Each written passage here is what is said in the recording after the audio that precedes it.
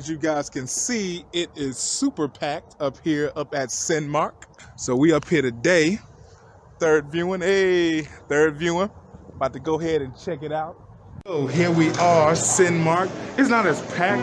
It's not as packed like it was when we went to go see Halloween Kills, me and my mother.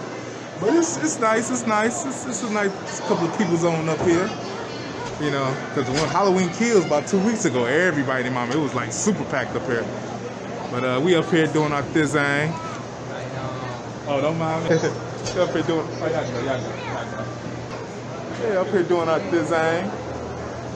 That's one thing I love about Cinemark. It's just nice. It's really nice. Really, really nice. But yeah, third viewing. Yeah. Here we go, y'all. Here we go. Doing this thing, boy. In here today. Packed. I hope y'all guys can see me. Uh-oh. All right, y'all. I'll hit y'all up in a minute. Peace. It's your boy Cleveland, back at it. Eternals is mixed. It's mixed. It had a missed opportunity, you know, on certain things. Like, you know, since we talking spoilers and stuff like that, they should have had Thanos. Thanos should have been in there. That's what I thought. I thought that, because since they doing 7,000 years within this movie, I figured that they was gonna have Thanos in here and stuff like that. Or they was gonna have a lot of cosmic beings in this movie, you know? So it's just a couple of little missed opportunities similar to. Okay, so what's up, y'all? What's up? This your boy Cleveland, coming back from Eternals, nigga. I'm turning, man. As you can see, I'm hyped, man.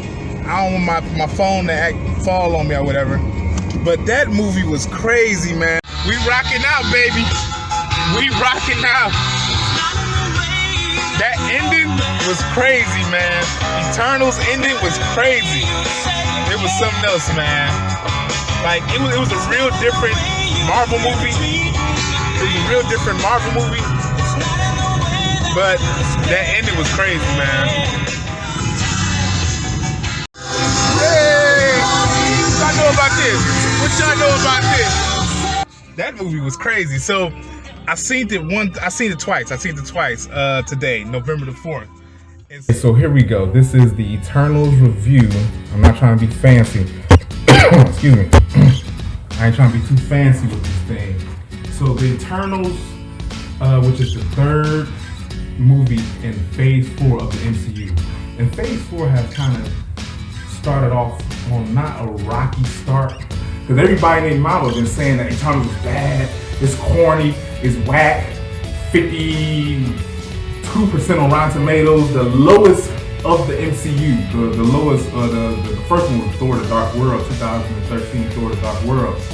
And now it's Eternals, Eternals was supposed to be Guardians of the Galaxy. Because a lot of us didn't know about Guardians of the Galaxy, Star-Lord, Gamora, Drax, Rocket, and Groot, until James Gunn came into the fold and made him a household name. They was an obscure misfits of characters that we all come to love, you know? And so the Eternals was supposed to be similar to that. A property that nobody don't really know too much about and wasn't really doing too hot in the comic book community because of the Eternal comic books. They're not really grand in scope. Well, I wouldn't say that. They're not as popular as the Spider-Man comic book or Captain America, Ironman, and Black Panthers, and so on and so forth. So, similar to Guardians of the Galaxy, they was going to take a property that a lot of people didn't know too much about, and then bring it and make it a household name. And after seeing it 2 times yesterday, November the 4th, which is Thursday, I'm gonna see it a third time tonight, opening night. I can somewhat agree. Because it's like, so Black Widow, it wasn't a disappointment because it stayed with the Marvel formula. The only thing is, it had a lot of subversions. It subverted the audience attention, you know, or not subverted the attention, but subverted the expectations. Like, we thought that we were going to see Black Widow, Hawkeye in Budapest, you know, at least some form of that. Because in the Avengers, they talked about all the stuff that was happening in Budapest. Avengers Endgame, they talked about Budapest. Avengers, Age of Ultron, always talked about Budapest, but we never got to see that. And on top of that, the villain, Taskmaster, that was kind of a letdown, you know? You and I remember Budapest very differently, you know, in the first Avengers in 2012. And Black Widow, did more Black Widow shit in the other movies compared to her movie. Like, how you gonna have Black Widow do scissor kicks and Black Widow shit, this, and you know, her Widow's bite and all the signature moves that she is accustomed to in the other movies, or the comic books, I should say. Her comic book counterpart, all the shit that she do in the comic books, she did in Avengers. She did in she did in Ironman 2, which was her first introduction to the MCU and the big screen, and 2012 Avengers, 2014 Captain America and the Winter Soldier, 2015 Age of Ultron, in 2018 Infinity War, 2019 Age of Ultron. Endgame. All that time that she was in those movies, she was doing the shit that she usually do in the comic books, and it was beautiful. You know, the fans, we loved it. You know, and for her to finally get her movie and not do none of it, you know, not even do her famous scissor kick like she always do, like, you know. So it was funny, you know, like Yelena, which in the comic books was always Black Widow's rival, always her a rival to Black Widow. She did more because they was trying to pass on the torch to her in that movie than Natasha Romanoff, aka the Black Widow we all know. So it's like, that's why Black Widow was kind of a letdown. It wasn't disappointing, it was a letdown because we figured this was supposed to happen 10 years ago. Black Widow was supposed to have been like in phase 4 of the MCU when they was introducing the characters, and then eventually they all came together as the ultimate crossover that never happened before in 2012. You know, she should have been in phase 4. After Iron Man 2, she should have had her own movie. I look like I was like this. I'm gonna edit that part out. But after Iron Man 2, when we first saw her, she should have had her own movie. And on top of that, if they didn't want to do it in phase 1, they could at least did it in phase 3. At the beginning of phase 3, when at the beginning of phase 3, right after Civil War. That movie takes place literally right after. It takes place within that 2-year gap. So they should have did it right after that, you know. But the main reason why, because, you know, the executives at the time saying people wasn't really looking towards a female-led movie, because the Supergirl movie, that was corny, the Elektra movie back in 2005, that was corny, the Catwoman movie with Halle Berry, that was corny, 2005, 2004 was Marvel's Elektra. I mean, looking back on it, yeah, it was corny, but at the time I kind of liked it. Same thing with Catwoman, that came out that same year. So DC and Marvel, yeah. So the executives of Marvel Studios, because Kevin Feige, he's the president, but you know, he got a boss too. He was like, hey bro, nobody looking for no minority-led superhero movie. Come to find out we are, because Black Panther was $1 billion success and Marvel's first Oscar-worthy movie, and the first superhero movie to be nominated for best picture. It didn't get the nomination, but it was the first comic book movie to be in the category. You know, so kind of proved that executive wrong. Same as with DC, you know, who had Wonder Woman and that did successful. So that's why Black Widow didn't have her movie, because the Marvel executives was like, hey, we don't want no minority-led, no female-led, and the fans proved wrong. And at the same time, Black Widow was just too late in the game. You know, we already saw her pass, we already saw her sacrifice herself for the greater good in Avengers. And now we are heading into Shang-Chi and the Legend of the Ten Rings, which is very similar to Black Panther. This was the Asians' Black Panther. This was the Asian Americans, like the Asians around the world, just how Black Panther was. So as Black folks around the world, this was Asians equivalent to that. Here we are, we back. So Shang-Chi, like I was saying, Shang-Chi and the Legend of the Ten Rings. Here we go, here we go. Shang-Chi, and the thing about that movie is, can I flip this around? Yes, I can. So the thing about Shang-Chi and the Legend of the Ten Rings is, it had the Marvel formula. It had the Marvel formula, you know, but that's why I always watch these comic book movies at least 2 times, at least 2, max being 3 in movie theaters, so I can get a better understanding, because the first time around, you're gonna miss a lot of stuff. And then the second time, you get a better understanding, and the third time, you just have a better appreciation of the movie itself, you know?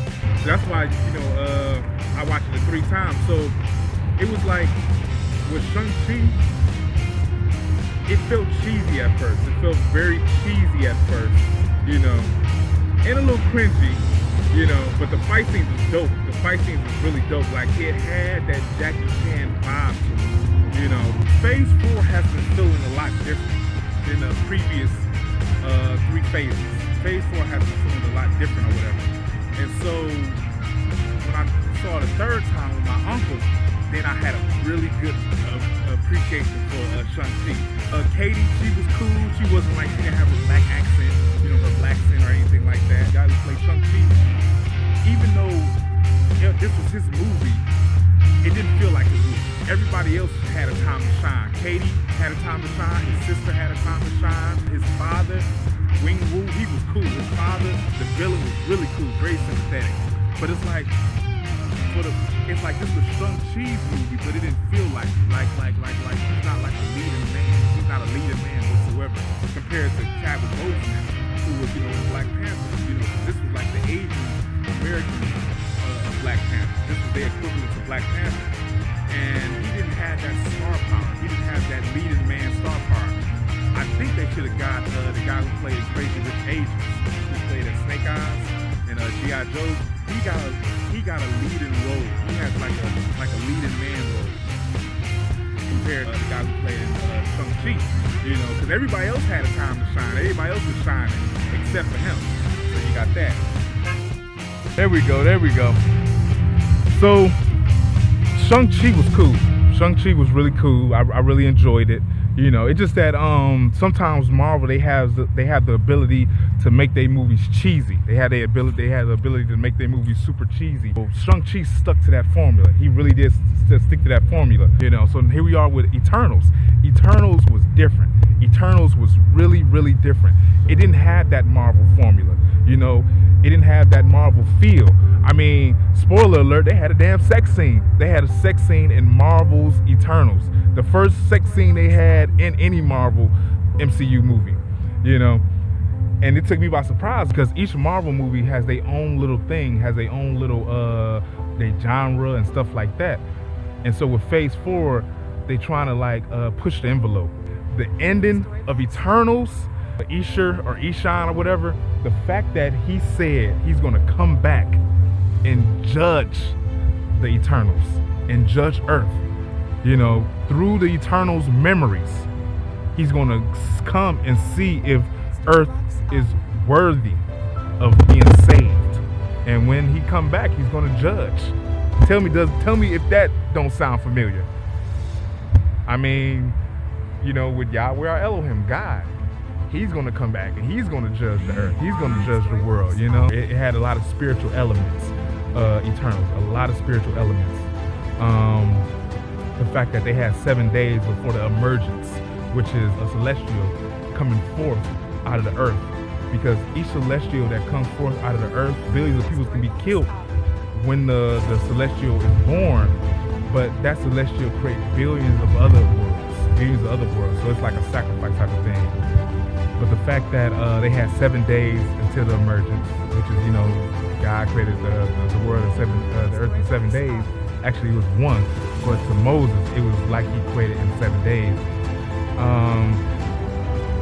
And just the movie itself was very spiritual. The movie itself was very, very spiritual. And that's why I think the critics didn't like it, because it was different from the Marvel Cinematic Universe formula.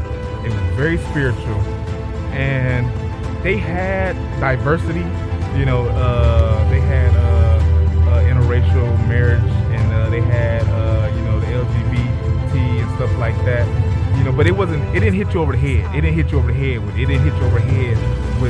with an agenda. Even though Hollywood has been trying to force that onto us, because their numbers are dwindling. The white population numbers are dwindling. So in order to build themselves back up, and also the fact that they're having less babies and dying more. They want to promote interracial relationships to increase their numbers, because they know a lot of times when an interracial child is born, they're going to go right back to a white spouse, right back to like a white person, you know, like that mixed child. Even though our genes are dominant, our genes are very dominant, that white child has a tendency to grow up within the white society, and on top of that, find themselves a white mate, you know, and now that mixed child, female or male, is with a white person, and then on top of that, they're going to flush out the black gene pool. And now, case in point, Drake and his white French chick. Drake is mixed. He's Jewish and he's black, but he had a child by basically a white woman, and look, that child damn near is white. So that's why they promote interracial relationships. And then also with the gay agenda, they promote that too, because they trying to depopulate the numbers, you know, depopulation and stuff like that. But with Eternal, like, they would have hit you over the head with that agenda, and it was done in a way that was integrated into the story, in a way that was smooth, in a way that was natural, in a way that was natural, that went with the story. You know, even though they had to make the black guy gay, you know, they couldn't make nobody else in that movie gay, but they had to make the black man gay, because remember, they want to dwindle black people's numbers so much, you know, and increase theirs, so they had to make the black man gay, you know, and kind of a bitch, you know. That guy, he cool on Atlanta, he was cool on Spider-Man Into the Spider-Verse as Miles Morales' father, but in Godzilla vs. Kong and this, he's a little cringy. Very, very cringy. Good actor, but very, very cringy. So, yeah. Right. Like Grace said, a YouTuber I follow, her name is Grace Randolph, it had low energy. A Marvel movie is lighthearted. A Marvel movie has fun. You know, a Marvel movie is all these things, but with Eternals, it was different, but it didn't have that Marvel energy.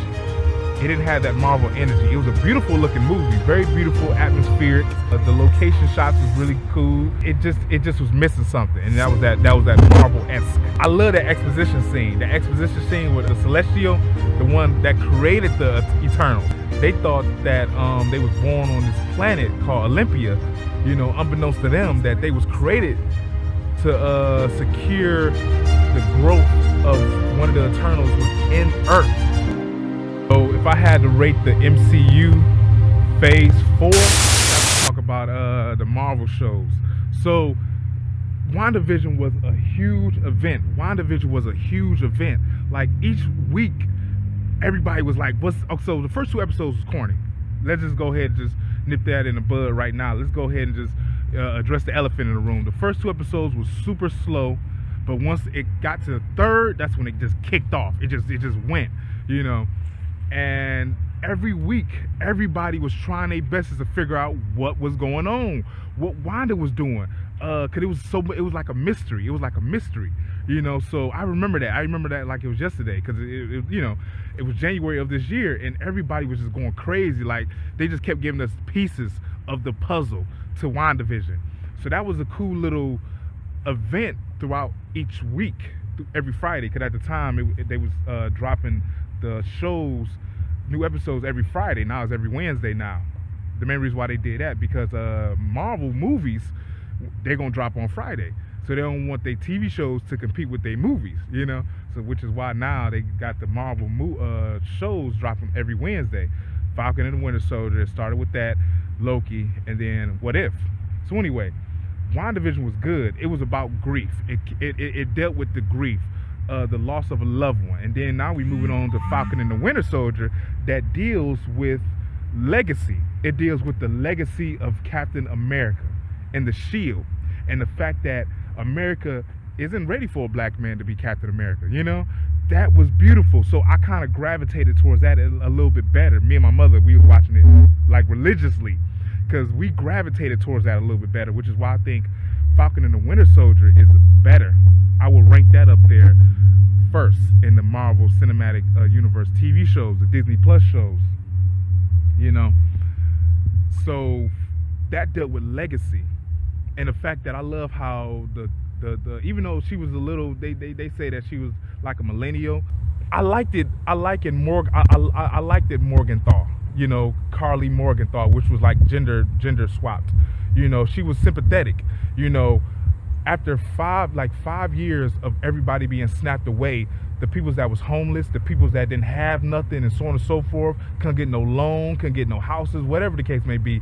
Within those 5 years that everybody was gone, they was able to get a job. They was able to get housing. They was able to get all this stuff because half of the population was gone, which was basically saying maybe Thanos was right. Maybe him snapping away half of all life made the other half thrive. It showed that harsh reality. And so when everybody came back, those people who had the houses, those people who had this and that, they got kicked out and was back on the streets. So she was fighting for that. So I kind of gravitated towards that a little bit better. Loki was supposed to be eccentric. It was supposed to be explaining more about the multiverse, because now it's about to be the Marvel Cinematic Multiverse. And it kind of was a letdown, you know. Loki was kind of a letdown because it felt like a TV show. WandaVision was an homage to the history of TV shows. The 50s, the 60s, the 70s, the 80s, the 90s, 2000s, and all the way to the 2010s. It was an homage to television, but it didn't feel like a TV show. You know, it did not feel like a TV show, even though it was paying homage towards TV shows. It didn't have like a limit on its budget. You know, Falcon and the Winter Soldier felt like a Marvel movie. It felt like a Marvel movie. The TV show felt like a Marvel movie. You know, Falcon and the Winter Soldier. And then with Loki, you could see the budget restraints. You could see that they was had to be on that location, you know, or they couldn't do too much because they was stuck in one room or stuck in one place, and it just felt very limited. They made Loki like a bitch. You got to keep in mind, this was the same Loki that was whooping ass and taking names in New York. Just a day ago, he was whooping off and taking names. He was whooping people's asses in New York with the Chitauri, Thanos' army.